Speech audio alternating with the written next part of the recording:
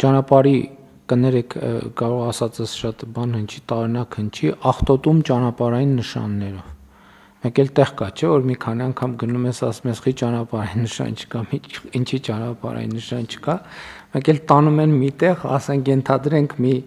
50 մետրի վրա մի 1000 կիլոմետրի ճանապարհային նշան, ինչ կա այդ ճանապարհային նշանի աղյուսակում, բոլորը դրած է այդտեղ, որ մտածում ես, որ մեկը մեքենան վարելով ճանապարհի այդ հատվածի մտնի շուռ կգա անպայման, որովհետև այնց շփոթեցնող է, էդ էլ է պետք է բան անել։ Այսինքն մի ծայրահեղությունից մյուս ծայրահեղության մեջ ենք մտնում եւ ես ինձ համար ամենա այդ տենց բնորոշիչ հատվածը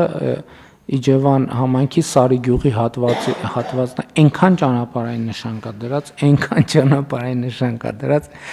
քեզ թվում է թե իսկապես ահավոր է, պետք է ստանդարտները փոխել եւ նաեւ ուրիշ խնդիր կա։ Հիմա նաեւ մենք պետք է ստանդարտը փոխենք այն բանով, որ ստենդներ դնենք, որտեղ կա ինֆորմացիան շատ կա, մի ստենդի վրա դա էլ ընդունված բան է, մի ստենդի վրա մի քանի ճանապարհային նշանները դրվում են եւ հետագա հատվածը թողնվում է ազատ։